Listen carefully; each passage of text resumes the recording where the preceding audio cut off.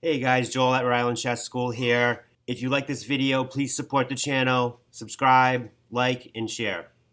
Today we're going to take a look at one method on how to checkmate with a king and a queen. The first step we have to first figure out is what is the checkmate position? Now there's a couple of checkmate positions with a king and a queen, but today we're going to look at one specific method. Pause your video for a few seconds, see if you can figure out how white can mate in one right here. Okay, hopefully you were able to figure out that the queen moves to this square, and the way I like to describe this is the queen moves in front of the king, and the queen has defense by a piece, in this case our own king, and this is always checkmate as long as the queen cannot be captured by any piece. So queen in front of king, protected by a piece, checkmate. If we take it just one step back, we can see that in order to achieve checkmate, we also need to bring the king into the game, and we need the king to help us checkmate the opposing king.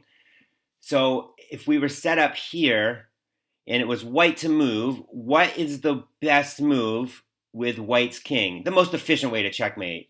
Most likely white's going to be able to checkmate soon anyway, but we're trying to look at the fastest way to do this. And the move here would be to move the king straight in front of the enemy king, separated by one square. This is called kings in opposition. And this way, no matter which way the black king moves, white is able to checkmate in one move. And again, queen in front of king, protected by a piece. And if the king had moved to the other square, the queen would move to this square, checkmate. Okay, so if we set up the pieces randomly on the board here, we want to figure out how do we go about checkmating the king. So the first thing you have to understand is you have to drive the king to an edge of the board. So you have to first figure out which side of the board am I going to drive the king. For this example, we will drive the king to the top of the board here. And let's show you how to do that. The first step is you first move the queen into a position to stop the enemy king from being able to move down. The king has three squares where it could be moving away from this row, and we don't want to allow the king to do that. So first we move the queen to stop the king from ever being able to do that. Pause the video for a few seconds, see if you can figure out where you can move the queen to defend those squares and stop the king from moving down. Hopefully you're able to figure out that the queen had actually two moves. The queen can either move to this square, A3, or to C3. Either move here stops the black king from being able to move down. So after the king moves, okay, we are able to then bring our king into the game. We're going to need our king to help checkmate. And once we get into a position where we can checkmate the enemy king, we do it. When I say checkmate, basically what I'm saying here is we want to checkmate the king in every single row because that is going to force the king to move the way that we want the king to move. So we sort of pretend that every row that the king is in, that we try to checkmate them. So again here, that checkmate move would be queen in front of king, and this forces the king to move backwards.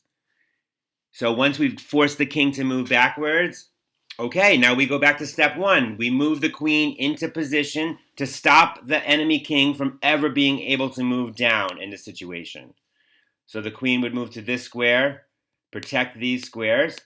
We look back, oftentimes this queen is moving in a diagonal to stop the king from being able to move down. And once the king moves, then we bring our king into play. Now, if at any point the enemy king moves backwards, well, that's making our job easier. And whenever the king moves backwards, we go back to step one and say, oh, we have to move our queen into position to stop the king from being able to move forward. So once again, we would move the queen to stop the king from being able to move forward. And after the king moves, boom, we got kings in opposition, just what we wanted. We know for sure on the next move we're going to be able to checkmate that king. and force him to move backwards. Again, now we move the queen into position. We move the queen diagonally, and we stop the king from moving down in this example. Perfect. King's in opposition. We're going to be able to checkmate the king on the next move.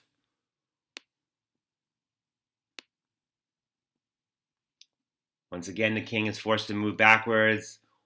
We move the queen diagonally. We stop the king from ever being able to move forward here. We bring our king over. Now, again, we don't want to block the queen's path with the king. We would never want to do that because that would allow the king to escape. We don't want the king to escape. So usually we stay, one row behind the queen, and we chase the king that way. And here we go. The king has stepped into a position where the queen is able to checkmate them on this move. Queen in front of king, protected by a piece.